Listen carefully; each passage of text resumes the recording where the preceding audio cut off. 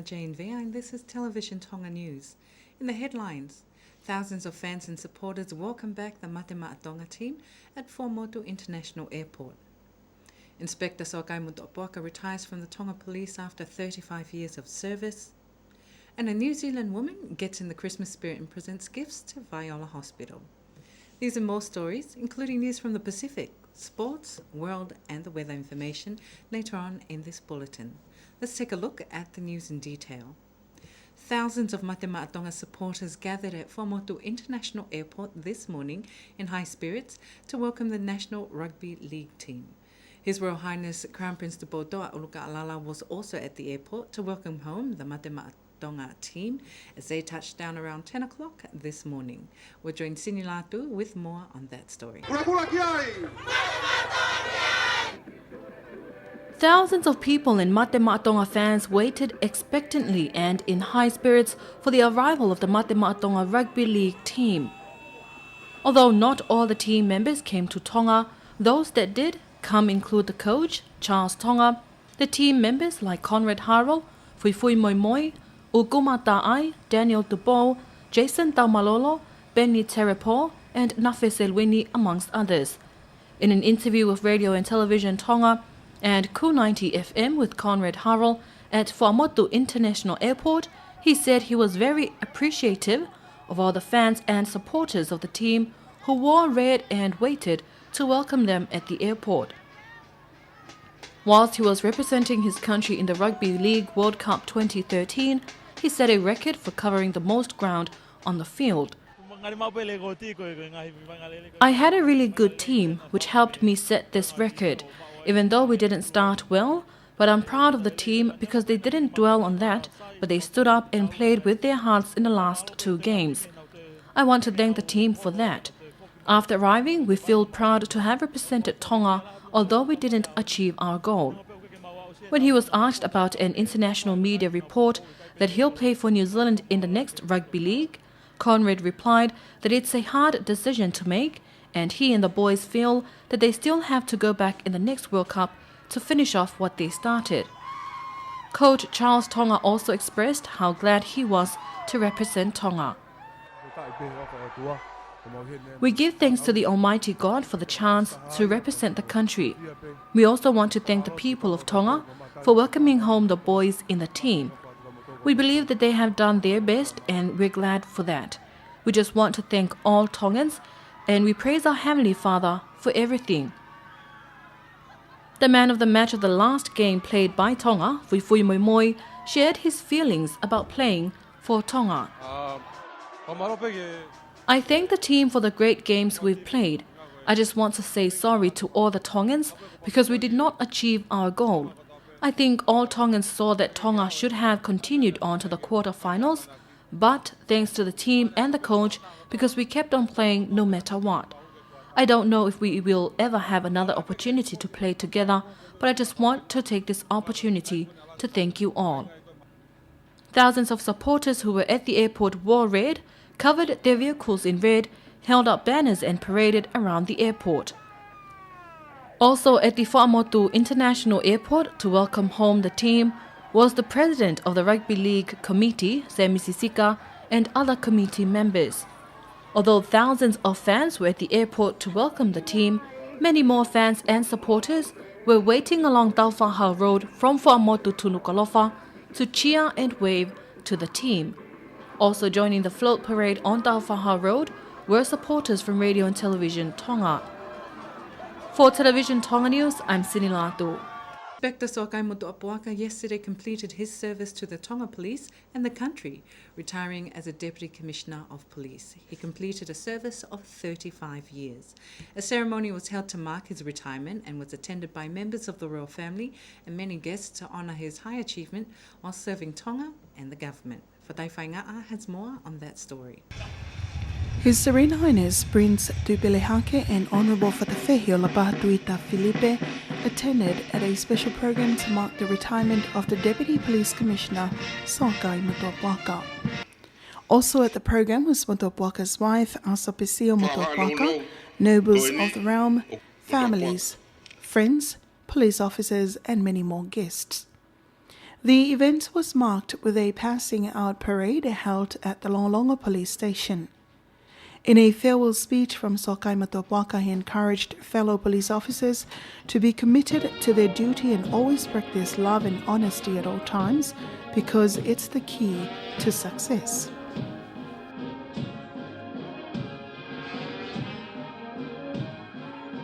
I'm deeply honored for having a parade in my departure, and no words can fully express my gratitude, but also my sadness in saying goodbye to services and a life that has been everything to me for the past 35 years. It is an emotional moment for me, and I wish to share but some small learning tools of my achievements in that of obedience, respect, trustworthy, hard work, and love. Academic degrees and other abilities will help, but these simple tools have proven the test of time and challenges. It has been my humble contribution to this service. In a speech from the Acting Minister of Police, Dr. Ana Taufe-Olungaki, she praised Matopuaka for his service in which he played a crucial role in improvements and development of the Tonga Police. We're here today to celebrate and appreciate a remarkable and outstanding service carried out by one of our own. Sokai Matopuaka carried out his duty with confidence, and he sought many opportunities for the Tonga Police and not for himself and his family. He does not count the challenges faced, only counts whatever benefited the ministry and also upholds their mission, which is to protect and promote peace in Tonga. Meanwhile, the Police Commissioner Grant Tofi thanked the retiree for his many contributions to the Tonga Police.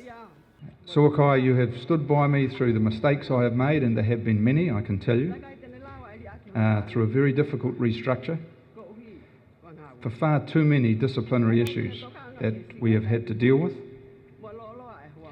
I knew throughout all of those issues that I could rely on you and depend on you for your judgment and your loyalty through some very hard decisions that we've all had to make.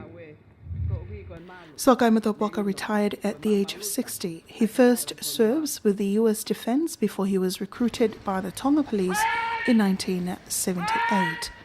For Television Tonga News, I'm Fatai Whainga'a. Pacific Island countries are calling for assistance to damage sustained by small island states from the impacts of climate change. This is one of the many issues raised at the 19th conference of the parties to the United Nations Framework Convention to Climate Change. Leading Tonga's delegation to the international meeting, which is held in Warsaw, Poland, is the Minister for Land, Survey, Natural Resources, Environment and Climate Change, Lord Ma'afu, and other members from his ministry. Sini Latu has the details. During the International Climate Change meeting, the Alliance of Small Island States, or AOSIS, called to establish an international mechanism that will address the negative impacts associated with loss and damage from extreme events. According to the Secretariat of the Pacific Region's Environment Program, it states that loss and damage is a term heard often at the UNFCCC meeting. The Deputy Chief Negotiator of AOSIS from Nauru, Malia Talakai, who is a Tongan, says that something needs to be done right away to address such problems. Moreover, the Cook Islands announced their target for over a year from now, that 50% of the islands will be powered by renewable energy. In 2020, it will increase to 100%. In addition, a climate change advocate from Fiji, Ashwini Prabha, is also at the meeting. She aims to further empower Pacific Island women to make a stand on international platforms. She's calling on Pacific women to be brave, ambitious, remain unique and to step up to the platform. For Television Tonga News, I'm Sini Latu.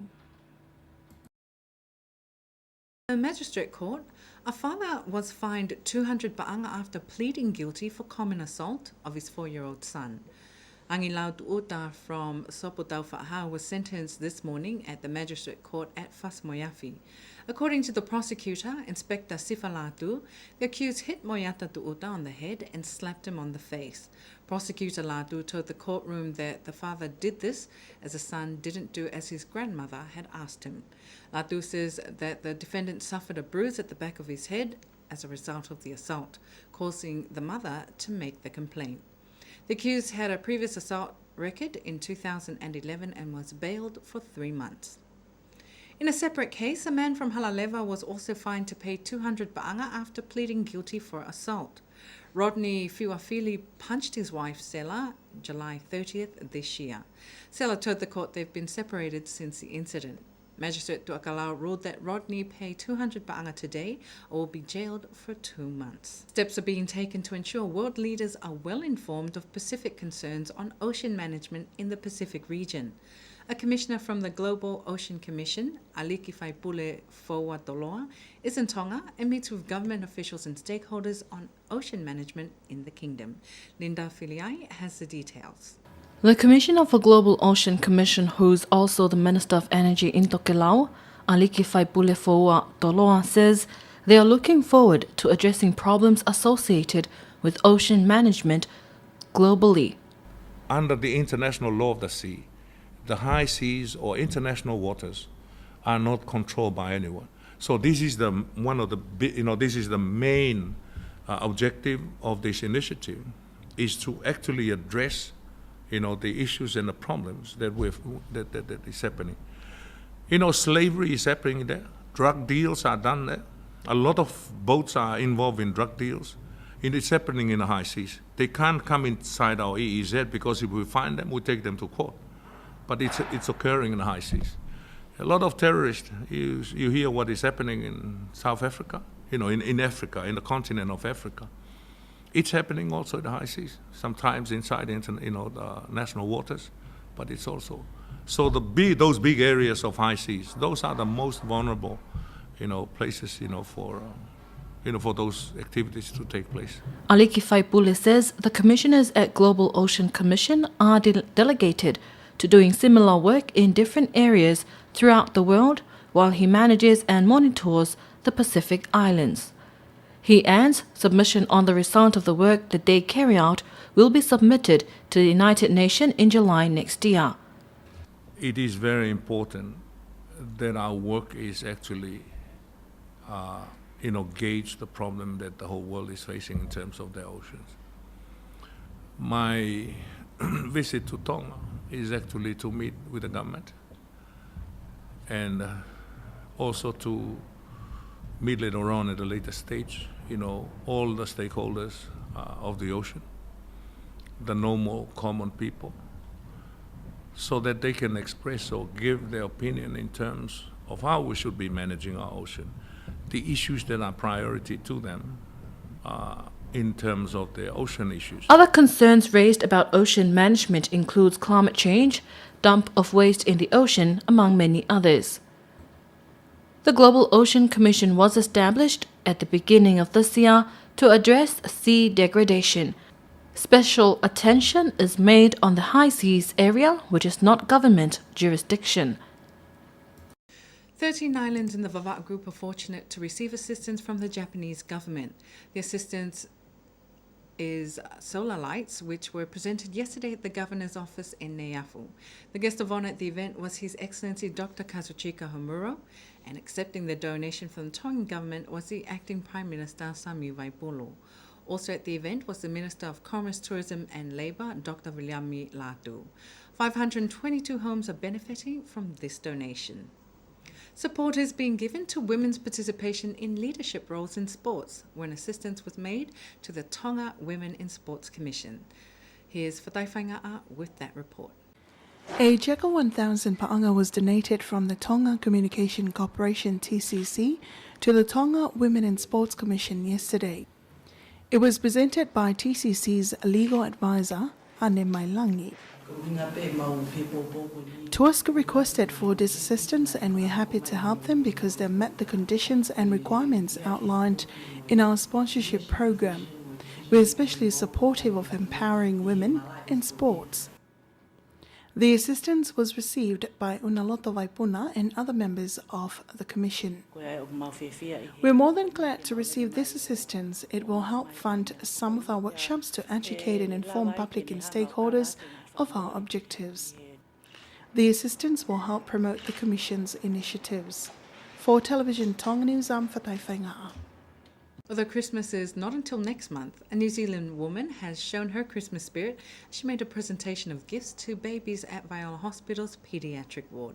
Linda Filiai was there and filed this report. A New Zealand woman, Robin Findlay from Christchurch, gave out 100 beanie hats to babies in a nursery and the paediatric ward at Viola Hospital. She made the generous gesture as she visits her daughter who lives in Tonga. I was coming over here visit my family, so I started knitting. So I've been knitting for about 3 months and I've knitted about 80 beanie hats. So I'd just like to donate those to Tonga and for the new Tongan babies that have been born. So I hope they'll get some pleasure and some enjoyment out of it. And it's a gift from New Zealand to Tonga. The acting matron of Viola Hospital, Meleha Violeta, thanked Mrs. Findlay for her generous donation. On behalf of the Ministry of Health and Health Director and the Ministry and the Honourable Minister, we'd like to extend our sincere thanks and gratitude to you, a visitor to Tonga, for making this heartwarming donation. The babies at the hospital will definitely benefit from those gifts, especially the premature infants in the nursery. These are some of the babies wearing the new beanie hats. That's the local news. Pacific is next. From the Pacific, the Fiji Education Ministry says schools asking for next year's fees from parents show disregard for the government's new free education initiative. The Permanent Secretary for Education, Dr. Bridge Lau, told Fiji's website, Fiji Village, that the Prime Minister clearly announced in the budget that all school fees will be paid by government.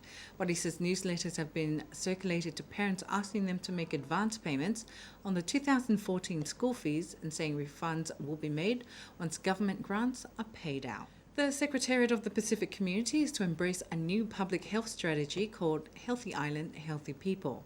On Wednesday, the strategy was endorsed by SPC's governing body, the Committee of Representatives of Governments and Administrations, at its annual meeting in Suva.